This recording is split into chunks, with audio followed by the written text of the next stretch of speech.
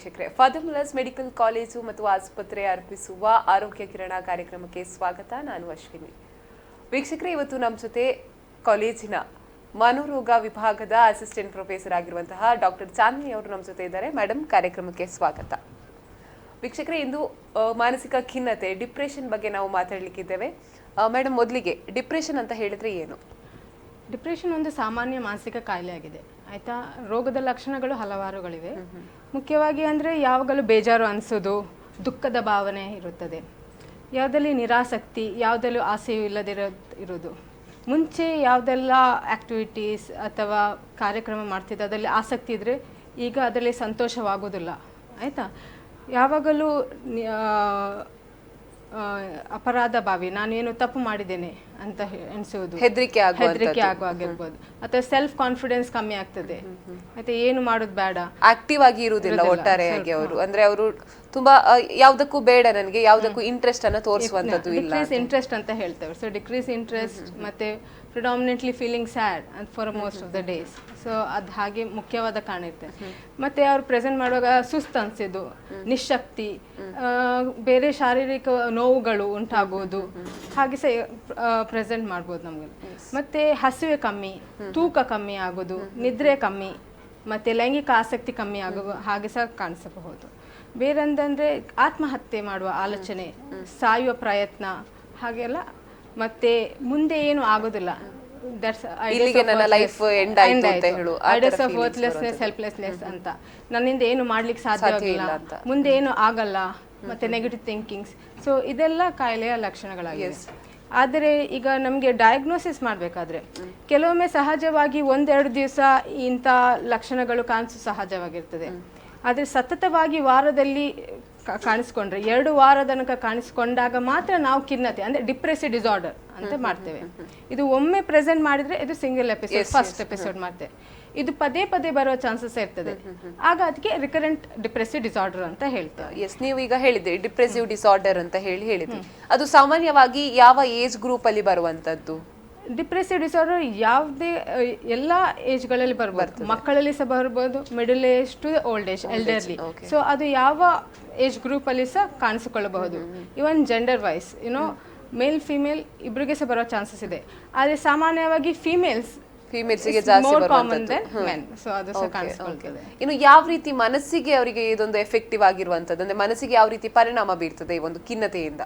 ಮನಸ್ಸಿಗೆ ಅವರು ಮಾಡುವ ಚಟುವಟಿಕೆಗಳಲ್ಲಿ ಈಗ main decrease interest. So decrease interest ಇರೋದ್ರಿಂದ ಅವ್ರು ಮಾಡುವ ಚಟುವಟಿಕೆಗಳಲ್ಲಿ ಅಂದ್ರೆ ಸ್ವಲ್ಪ ಕಮ್ಮಿ, ಆಸಕ್ತಿ ಕಮ್ಮಿ ಆಗ್ತದೆ. ಬೇರೆಯವ್ರ ಹತ್ರ ಮಾತಾಡುವಾಗ ಸಾಮಾಜಿಕ ಇಂಟ್ರಾಕ್ಷನ್ಸ್ ಕಮ್ಮಿ ಆಗ್ಬೋದು. ಸೊ ಅಂಥದ್ದೆಲ್ಲ ಫಂಕ್ಷನಲ್ ಇಂಪೇರ್ಮೆಂಟ್. ಕೆಲಸಕ್ಕೆ ಹೋಗ್ಲಿಕ್ಕೆ ಸಹ ಇಂಟ್ರೆಸ್ಟ್ ಇಲ್ಲದಿದೆ, ಕೆಲಸದಲ್ಲಿ ಪರಿಣಾಮ, ಮಕ್ಕಳಿಗಾದ್ರೆ ಓದುದಲ್ಲಿ ಪರಿಣಾಮ. ಸೊ ಎಲ್ಲದಲ್ಲಿ ಸಹ ಎಲ್ಲ ರೀತಿ ಫಂಕ್ಷನಲ್ ಇಂಪೇರ್ಮೆಂಟ್ ಸಹ ಬರ್ತದೆ. ಇನ್ನು ಮಕ್ಕಳಲ್ಲಿ ಅಂದ್ರೆ ಬರ್ಲಿಕ್ಕೆ ಕಾರಣ ಏನು ಅಂತ ಹೇಳ್ಬೋದು? ಮಕ್ಕಳಿಗಾಗಿರ್ಬೋದು, ಎಲ್ಲರಿಗೆ ಸಹಜವಾಗಿ ಬೇರೆ ಎಲ್ಲ ಹಲವಾರು ಕಾರಣಗಳಿವೆ. ಈಗ ಒಂದೇ ಕಾರಣಗಳು ಮುಖ್ಯವಾಗಿ ನಾವು ಹೇಳ್ತೇವೆ neuro transmitters in the brain. ಆಯ್ತಾ, ಸೊ ಮುಖ್ಯವಾಗಿ ಸೆರೋಟೋನಿನ್, ನಾರೆಪಿನೆಫ್ರಿನ್, ಡೋಪಮಿನ್. ಸೊ ಇದೆಲ್ಲ ಲೆವೆಲ್ ಕಮ್ಮಿ ಆದಾಗ ಖಿನ್ನತೆ ಬರುವ ಚಾನ್ಸಸ್ ಇರ್ತದೆ. ಬೇರಂದ್ರೆ ನ್ಯೂರೋ ಅನಾಟಮಿಕಲ್ ಚೇಂಜಸ್ ಅಂತ, ಮೆದುಳಿನಲ್ಲಿ ಕೆಲವು ವ್ಯತ್ಯಾಸಗಳು ಕಂಡು ಬರಬಹುದು.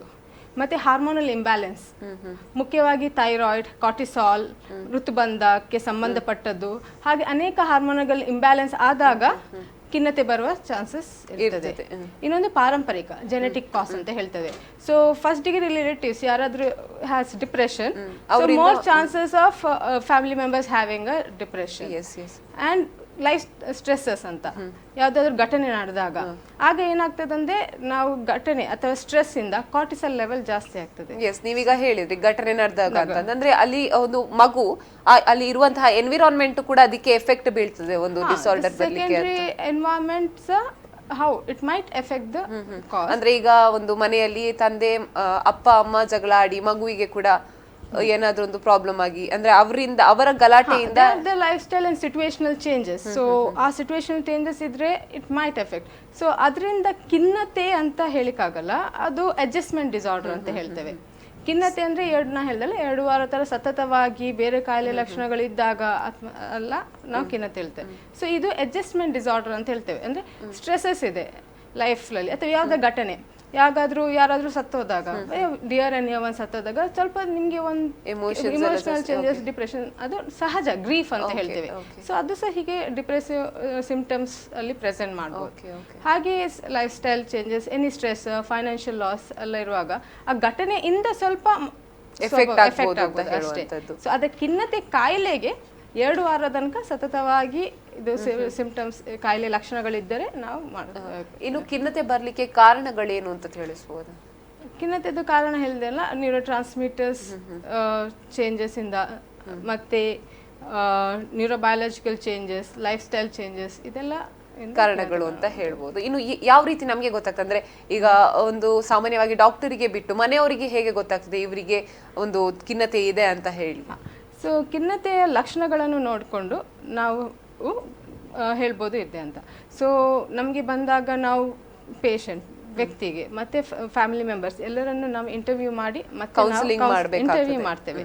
ಸೊ ಖಿನ್ನತೆ ಈ ವ್ಯಕ್ತಿಗಳ ಭಾವನೆ, ಆಲೋಚನೆ, ವರ್ತನೆ ಇದರ ಬಗ್ಗೆ ಎಲ್ಲ ನಾವು ಮಾಹಿತಿಗಳನ್ನು ಪಡೆದುಕೊಂಡು ವ್ಯಕ್ತಿಯಿಂದ ಹಾಗೂ ಕುಟುಂಬದ ಸದಸ್ಯರಿಂದ ಸಹ ನಾವು ಮಾಹಿತಿಗಳನ್ನು ಪಡೆದುಕೊಂಡು ಮತ್ತೆ ವೈದ್ಯಕೀಯ ಹಾಗೂ ಮಾನಸಿಕ ನಾವು ಪರಿಶೀಲನೆ ಮಾಡುತ್ತೇವೆ.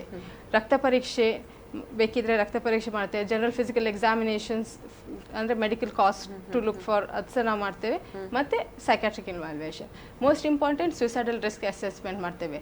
ಆತ್ಮಹತ್ಯೆ ಆಲೋಚನೆ, ಸಾಯುವ ಆಸೆ ಅಥವಾ ಆಲೋಚನೆ ಇದ್ದವರಿಗೆ ಅದಕ್ಕೆಲ್ಲ ಅದರ ಸುಸೈಡಲ್ ರಿಸ್ಕ್ ಅಸೆಸ್ಮೆಂಟ್ ಸಹ ಮುಖ್ಯವಾಗಿ ನಾವು ಮಾಡ್ತೇವೆ. ಎಲ್ಲ patient with depressive disorder we assess for suicidal risk.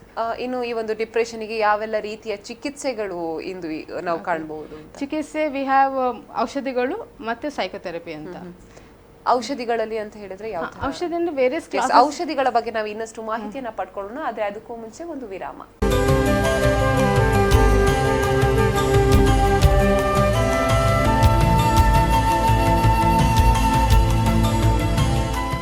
ವಿರಾಮದ ಬಳಿಕ ಫಾದರ್ ಮುಲ್ಲರ್ಸ್ ಕಾಲೇಜು ಮತ್ತು ಆಸ್ಪತ್ರೆ ಅರ್ಪಿಸುವ ಆರೋಗ್ಯ ಕಿರಣ ವೈದ್ಯರೊಂದಿಗೆ ಸಂವಾದ ಕಾರ್ಯಕ್ರಮಕ್ಕೆ ಮತ್ತೊಮ್ಮೆ ಸ್ವಾಗತ. ಎಸ್ ಮೇಡಮ್, ನೀವು ಹೇಳ್ತಾ ಇದ್ರಿ ಮೆಡಿಸಿನ್ಸ್ ಗಳ ಬಗ್ಗೆ ಹೇಳ್ತಾ ಇದ್ರಿ. ಯಾವ ತರದ ಮೆಡಿಸಿನ್ಸ್ ಗಳನ್ನ ತಗೊಳ್ಬಹುದು? ಇನ್ನು ಡಾಕ್ಟರ್ ಕನ್ಸಲ್ಟ್ ಮಾಡಿ ನಾವು ಮೆಡಿಸಿನ್ಸ್ ತಗೊಳ್ಬಹುದು ಅಥವಾ ಹೀಗೆ ಮಾಮೂಲಿಯಾಗಿ ನಾವು ಮೆಡಿಕಲ್ ಶಾಪ್ಸಿಗೆ ಹೋಗಿ ಅಲ್ಲಿಂದ ಮೆಡಿಸಿನ್ ಅನ್ನು ತಗೊಂಡು ಬರ್ಬೋದು? ಡಾಕ್ಟರ್ಸ್ ಕನ್ಸಲ್ಟ್ ಮಾಡಿ ಫಸ್ಟ್ ಪರಿಶೀಲನೆ ಮಾಡಿ ಖಿನ್ನತೆ ಕಾಯಿಲೆ ಇದೆಯಾ ಇಲ್ಲವಾ ಅಂತ ಮಾಡಿ ಮತ್ತೆ ಬೇಕಿದ್ದಾಗ doctor psychiatrist would prescribe the medicines. Antidepressants are the drug of choice. Okay, so various classes of antidepressants ide, like selective serotonin reuptake inhibitor, selective serotonin and norepinephrine reuptake inhibitor, norepinephrine and dopamine reuptake inhibitors, tricyclic antidepressants, monoamine oxidase inhibitor, ಹಾಗೆ ಹಲವಾರು second generation ಮತ್ತು novel ಹೊಸ್ತು ಬರುವಂಥ ಆಂಟಿಡಿಪ್ರೆಸೆಂಟ್ ಹಲವಾರು ಡ್ರಗ್ಸ್ಗಳು ಇವೆ, ಔಷಧಿಗಳಿವೆ. So ನಾವು select ಮಾಡುವಾಗ ಒಂದು ಪೇಷಂಟಿದು ಸೇಫ್ಟಿ, ಟಾಲರಬಿಲಿಟಿ, ಸಿಂಪ್ಟಮ್ಸ್ ಇದನ್ನೆಲ್ಲ ಲೆಕ್ಕ ಮಾಡಿ ಯಾವುದಾದ್ರೂ ಒಂದು ಆಂಟಿ ಟ್ಯಾಬ್ಲೆಟನ್ನು ನಾವು ಸಿಲೆಕ್ಟ್ ಮಾಡ್ತೇವೆ. ಕೊಡುವಾಗ ನಾವು ಸ್ವಲ್ಪ ಸಣ್ಣ ಡೋಸಲ್ಲೇ ಕೊಟ್ಟು ಅವರ ಸಿಂಪ್ಟಮ್ಸ್ ಲಕ್ಷಣಗಳನ್ನು ನೋಡಿಕೊಂಡು ಅದು ಕಮ್ಮಿ ಆದ ಕೂಡಲೇ ಆ ಡೋಸಸನ್ನು ಅಡ್ಜಸ್ಟ್ ಮಾಡ್ಕೊಂಡು ಹೋಗ್ತೇವೆ. ಕ್ರಮೇಣವಾಗಿ ನಾವೀಗ ಆಂಟಿಡಿಪ್ರೆಸೆಂಟ್ ಶುರು ಮಾಡುವಾಗ ಅದು ಕಾಯಿಲೆ ಲಕ್ಷಣ ಕಮ್ಮಿ ಆಗಲಿಕ್ಕೆ 1 2 ರಿಂದ 3 ವಾರ ತಾಗುತ್ತದೆ. ಸಡನ್ ಆಗಿ ಕೊಟ್ಟ ಕೂಡಲೇ ಲಕ್ಷಣಗಳು ಕಮ್ಮಿ ಆಗಲ್ಲ. 1 2 ರಿಂದ 3 ವಾರ ನಂತರ ಕಾಯಿಲೆ ಲಕ್ಷಣಗಳು ಕಡಿಮೆ ಆಗ್ತಾ ಬರಬಹುದು. ನೀವು ಹೇಳಿದ್ರಿ ಆಂಟಿ ಡಿಪ್ರೆಸ್ ಅಂತ ಹೇಳಿ, ಅದ್ರ ಡ್ಯೂರೇಷನ್ ಏನಾದರೂ ಇದೆಯಾ? ಇಷ್ಟೇ ಟೈಮ್ ಅಂತ ಹೇಳಿ. ಈಗ ನಾ ಹೇಳಿದಲ್ಲ, ಸಿಂಗಲ್ ಎಪಿಸೋಡ್ ಅಂತ ಇದ್ರೆ around 6 to 9 months after complete recovery ಆದಮೇಲೆ ಒಂದು 6 ರಿಂದ 9 ತಿಂಗಳಿಂದ ತಗೊಂಡು ನಾವು ಕ್ರಮೇಣ ಅದನ್ನು ಸ್ಟಾಪ್ ಮಾಡಿ ಡೋಸನ್ನು ಕಮ್ಮಿ ಮಾಡಿ ಸ್ಟಾಪ್ ಮಾಡ್ತೇವೆ. ಇನ್ನೊಂದಂದ್ರೆ ಪದೇ ಬರುವ ಚಾನ್ಸಸ್ ಇರ್ತದೆ, ಅಂದ್ರೆ ರಿಕರೆಂಟ್ ಅಂತ ಇರ್ತದೆ. ಸೊ ಆಗ ಕ್ರಮೇಣ ಸಿಂಪ್ಟಮ್ಸ್ ಕಮ್ಮಿ ಆದಮೇಲೆ 2 ವರ್ಷ ತನಕ ತಗೊಳ್ಬೇಕು, ಇಲ್ಲದಿದ್ರೆ ಜಾಸ್ತಿ depending on family history and other factors ಎಲ್ಲ ಕನ್ಸಿಡರ್ ಮಾಡಿ depending on the severity they might have to take a little longer duration. So duration ಅಂತ ಹೇಳುವಾಗ ಅದು ಒಬ್ಬೊಬ್ಬರಿಗೆ ಡಿಪೆಂಡ್ ಆಗಿರುತ್ತೆ, ಅಂದ್ರೆ ಆ ಪೇಷಂಟಿಗೆ ಇಟ್ ಡಿಪೆಂಡ್ಸ್. ಅದನ್ನ ನೋಡಿ ಅಂತ ಹೇಳಿ ನಾವು ಡಿಸೈಡ್ ಮಾಡ್ತೀವಿ, ಅಂದ್ರೆ ಕರೆಕ್ಟ್ ಆಗಿ ಇಷ್ಟೇ ಅಂತ ಹೇಳ್ಬೇಕಂತ. ಇನ್ನು ನೀವು ಸೈಕೋಥೆರಪಿ ಬಗ್ಗೆ ಹೇಳಿದ್ರಿ. ಸೊ ಯಾವ ರೀತಿಯ ಸೈಕೋಥೆರಪಿಗಳು ಇರುವಂತದ್ದು? For depressive disorder cognitive behaviour therapy and interpersonal psychotherapy ಅಂತ ಇದೆ.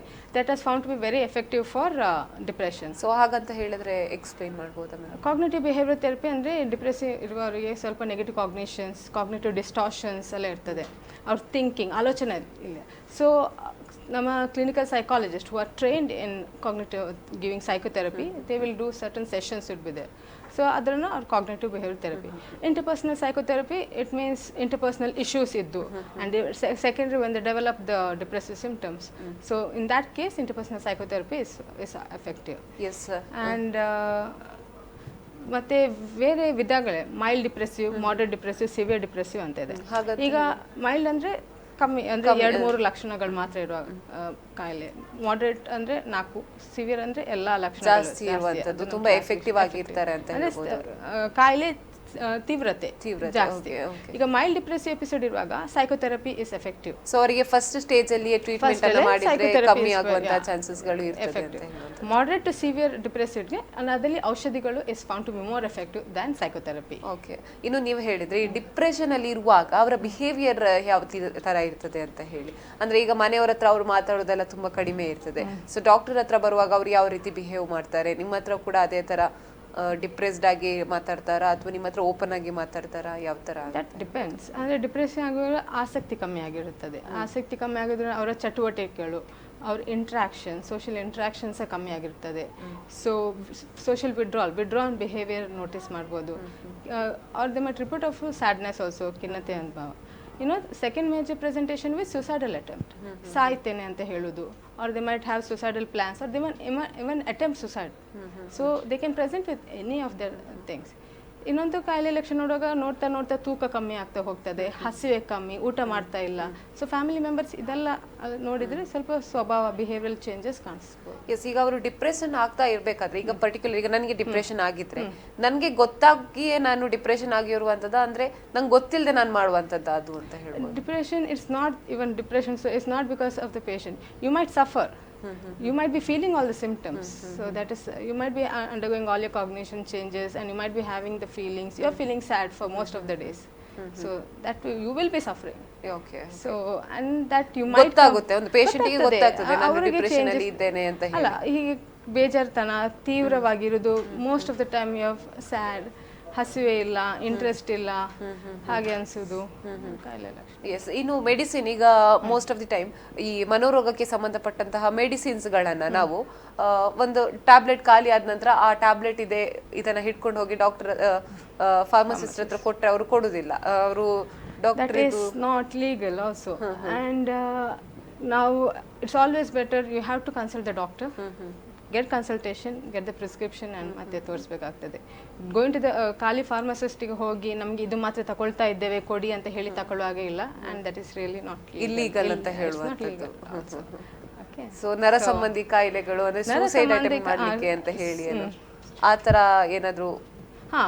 ಅದು ಸುಸೈಡ್ ಅಟೆಂಪ್ಟ್ಸ್ ಮಾಡುವ ಚಾನ್ಸಸ್ ಅಂದರೆ ಜಾಸ್ತಿ ತಗೊಂಡ್ರೆ ಸಹ ಮದ್ದು ಜಾಸ್ತಿ, ಅಂದರೆ suicidal tendency is also high in depressive disorder as per the legal law per se also.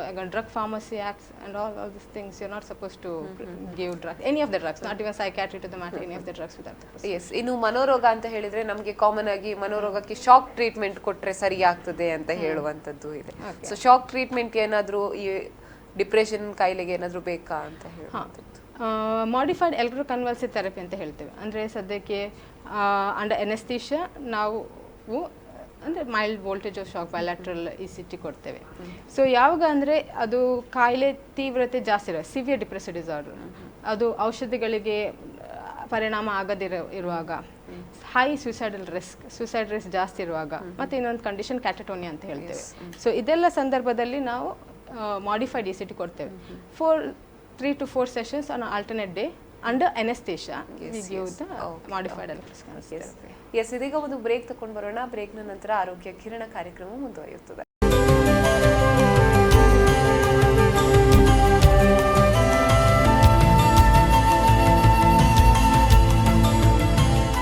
ವಿರಾಮದ ಬಳಿಕ ಫಾದರ್ ಮುಲ್ಲರ್ಸ್ ಕಾಲೇಜು ಮತ್ತು ಆಸ್ಪತ್ರೆ ಅರ್ಪಿಸುವ ಆರೋಗ್ಯ ಕಿರಣ ಕಾರ್ಯಕ್ರಮಕ್ಕೆ ಮತ್ತೊಮ್ಮೆ ಸ್ವಾಗತ. ಎಸ್ ಮೇಡಮ್, ನಾವು ಡಿಪ್ರೆಷನ್ ಬಗ್ಗೆ ಮಾತಾಡ್ತಾ ಇದ್ವಿ. ಈ ಒಂದು ಡಿಪ್ರೆಷನ್ ಆಗುವಾಗ ಅಂದ್ರೆ ಡಿಪ್ರೆಷನ್ ಯಾವ ಸ್ಟೇಜಿಗೆ ಹೋದ ನಂತರ ನಾವು ಡಾಕ್ಟರ್ ಹತ್ರ ಕನ್ಸಲ್ಟ್ ಮಾಡಿ ಆದ ನಂತರ ಅಡ್ಮಿಟ್ ಆಗುವಂಥದ್ದು ಅಂತ, ಅಂದ್ರೆ ಯಾವ ಕಂಡೀಷನಲ್ಲಿ ನಾವು ಅಡ್ಮಿಟ್ ಮಾಡ್ತೇವೆ ಅಂದ್ರೆ ಯಾವಾಗ ಡಿಪ್ರೆಷನ್ ಖಿನ್ನತೆ ತೀವ್ರತೆ ಸಿವಿಯರ್ ಆಗಿದಾಗ ಆಗುವಾಗ, ಮತ್ತು ಹೈ ಸುಸೈಡಲ್ ರಿಸ್ಕ್ ಅಥವಾ ರಿಸ್ಕ್ ಟು ಅದರ್ಸ್, ಕೆಲವೊಮ್ಮೆ ಮಕ್ಕಳಿಗೆ ಹಾನಿ ಮಾಡೋದು ಅಥವಾ ಬೇರೆಯವರಿಗೆ ಹಾನಿ ಮಾಡೋ ಸಂದರ್ಭದಲ್ಲಿ ಇರುವಾಗ, ಅಂಥ ಕಂಡೀಷನಲ್ಲಿ ಎಲ್ಲ ನಾವು ಅವರಿಗೆ ಒಳರೋಗಿಯ ಚಿಕಿತ್ಸೆ ಬೇಕಾಗುತ್ತೆ. ಸೊ ಮೈಲ್ಡ್ ಆಗಿರುವಂತ ಮತ್ತೆ ಮಾಡ್ರೇಟ್ ಇರುವಾಗ, ನೋ ಸುಸೈಡಲ್ ರಿಸ್ಕ್ ಇರುವಾಗ ಅದನ್ನು ನಾವು ಹೊರ ರೋಗಿಗಳಲ್ಲಿ ಮದ್ದು ಕೊಟ್ಟು ಮತ್ತೆ ಮಾತ್ರೆಯಲ್ಲಿ ಅದನ್ನು ಗುಣಪಡಿಸಬಹುದು ಅಂತ ಹೇಳೋದು. ಅದೇ ತೀವ್ರತೆ ಇದ್ದಾಗ, ತೀವ್ರತೆ ಜಾಸ್ತಿ ಆದಾಗ ಅಂದ್ರೆ ಅವರು ಬೇರೆಯವರಿಗೆ ಯಾವಾಗ ಥ್ರೆಟ್ ಮಾಡ್ಲಿಕ್ಕೆ ಹೋಗ್ತಾರೆ ಆ ಒಂದು ಸಿಚುವೇಶನ್ ಅವರಿಗೆ ಮತ್ತೆ ಬೇರೆಯವರಿಗೆ ಇಬ್ಬರಿಗೆ ಥ್ರೆಟನಿಂಗ್ ಆದಾಗ, ಅಂದ್ರೆ ಸೊ ಅವರಿಗೂ ಮತ್ತೆ ಅವರ ಸುತ್ತಮುತ್ತಲ ಇರುವಂತವರಿಗೂ ಕೂಡ ಥ್ರೆಟ್ ಮಾಡುವಂತ ಟೈಮ್. ಸೊ ಅವರಿಗೆ ಯಾವ ತರ ನಾವು ಚಿಕಿತ್ಸೆಯನ್ನ ನೀಡ್ತಾರೆ ಅಂತ ಹೇಳ್ಬೋದು? ನಾವು ಇನ್ಪೇಷಂಟ್ ಆದ ಕೂಡಲೇ ನಾವು ಬೇಕಿದ್ರೆ ಅಸೆಸ್ಮೆಂಟ್ ಮಾಡ್ತೇವೆ, ಜನರಲ್ ಫಿಸಿಕಲ್ ಯಾವುದಾದ್ರೂ ಬೇರೆ ಕಾಯಿಲೆ ಇದೆಯಾ ಅಥವಾ ಮೆಡಿಕಲ್ ಕಾಸಸ್ ಏನಾದಿದೆ ಅಂತೆಲ್ಲ ರೂಲ್ ಔಟ್ ಮಾಡ್ತೇವೆ. ಮತ್ತು ಪರಿಶೀಲನೆ ಮಾಡುತ್ತೇವೆ, ಬ್ಲಡ್ ಟೆಸ್ಟ್, ಇನ್ವೆಸ್ಟಿಗೇಷನ್ಸ್ ಎಲ್ಲ ಕಳಿಸ್ತೇವೆ. ಮತ್ತು ಅಸೆಸ್ಮೆಂಟ್, ವೇರಿಯಸ್ ರಿಸ್ಕ್ ಅಸೆಸ್ಮೆಂಟ್ಸ್ ಮಾಡ್ತೇವೆ, ಸುಸೈಡಲ್ ರಿಸ್ಕ್ ಅಸೆಸ್ಮೆಂಟ್ ಎಲ್ಲ ಮಾಡಿ ಮತ್ತು ಅದನ್ನು ಔಷಧಿಗಳು, ಫಾರ್ಮಕೋಥೆರಪಿ ಮತ್ತು ಸೈಕೋಥೆರಪಿ ಎರಡನ್ನು ಸಹ ಕೊಡ್ತೇವೆ. ಇನ್ನು ಬೇರೆ ಕಾಯಿಲೆಗಳಲ್ಲಿಯೂ ಕೂಡ ಡಿಪ್ರೆಷನ್ ಅನ್ನು ನಾವು ಕಾಣಬಹುದಾ? ಬೇರೆ ಅಂದರೆ ನಾವು ಹೇಳ್ತೇವೆ ಅಡ್ಜಸ್ಟ್ಮೆಂಟ್ ಡಿಸಾರ್ಡರ್. ಸಾಧಾರಣವಾಗಿ ಈಗ ಬೇಜಾರು ಅಂದರೆ ಅದೊಂದು feeling, that's an emotion per se which is normal, common ಆಗಿ ಬರುವಂಥದ್ದು. ಸೊ ನಾವು ಸಡನ್ ಆಗಿ stresses, they might be sudden financial loss or you might be losing someone, okay, death of someone. So ಆಗ ಸಹ ಈ ಖಿನ್ನತೆ ಲಕ್ಷಣಗಳು ಕಾಣಿಸ್ಕೊಳ್ಳುತ್ತದೆ. So that is not depressive disorder, that is because of the significant life stress. So that time it call it adjustment disorder with depressive. Okay, ಈಗ ನೀವು ಹೇಳಿದ್ರೆ adjustment disorder ಅಂತ ಹೇಳಿದ್ರಿ. ಸೊ ಅಡ್ಜಸ್ಟ್ಮೆಂಟ್ ಡಿಸಾರ್ಡರ್ ಏನಿದೆ, ಸೊ ಅದು ಈಗ losing some one ಅಂತ ಹೇಳುವಂಥದ್ದು, ಕೆಲವೊಂದ್ಸತಿ ಅವರಿಗೆ ಅದು ಕಂಟಿನ್ಯೂಸ್ ಆಗಿ ಅವರನ್ನು ಮಿಸ್ ಮಾಡ್ತಾ ಇರ್ತಾರೆ ಲೈಫ್ ಲಾಂಗ್. ಸೊ ಆ ಟೈಮಲ್ಲಿಯೂ ಕೂಡ ತೀವ್ರತೆ ಕಾಣುವಂತ ಚಾನ್ಸಸ್ ಇದೆ ಅಂತ ಹೇಳಿ. ಅದಷ್ಟು two term, normal grief and complicated grief. Normal grief ಅಂದ್ರೆ ಸಹಜವಾಗಿ ಒಂದು ತಿಂಗಳಿಂದ 6 ತಿಂಗಳವರೆಗೆ ಈ ಖಿನ್ನತೆ ಕಮ್ಮಿ ಆಗ್ತಾ ಹೋಗ್ತದೆ. ಯಾವಾಗ ಈ ಖಿನ್ನತೆ ಲಕ್ಷಣ ಕಮ್ಮಿ ಆಗಲ್ಲ, ಬೇರೆ ಎಲ್ಲ ಪರಿಸ್ಥಿತಿ ಆಗಿ ಇರ್ತದೆ, ಆಗ ಅವರಿಗೆ ಇದು ಮತ್ತೆ ಮದ್ದು ಅಗತ್ಯ ಬೀಳ್ಬೋದು. ಕಾಂಪ್ಲಿಕೇಟೆಡ್ ಗ್ರೀಫ್ ಆದಾಗ he might go to a depressive episode. Okay. So that time he might require treatment ಬೇಕಾಗ್ತದೆ ಅಂತ ಹೇಳುವಂಥದ್ದು. ಎಸ್, ಇನ್ನೊಂದು ಡಿಪ್ರೆಷನ್ ಮತ್ತು suicide.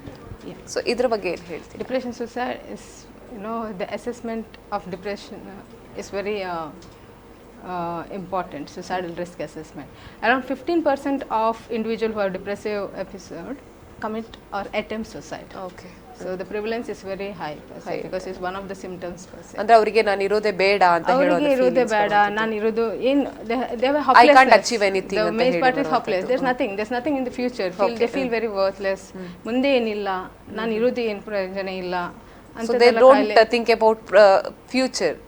Yeah, they have negative view of the future. They feel that there's no future, there's nothing for the future to be there.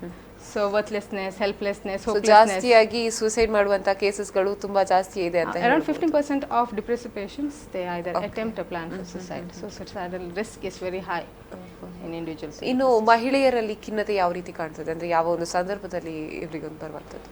ನೀವು ಹೇಳಿದ್ರಿ ಮಹಿಳೆಯರಿಗೆ common ಆಗಿ ಮೇಲಿಗಿಂತ common.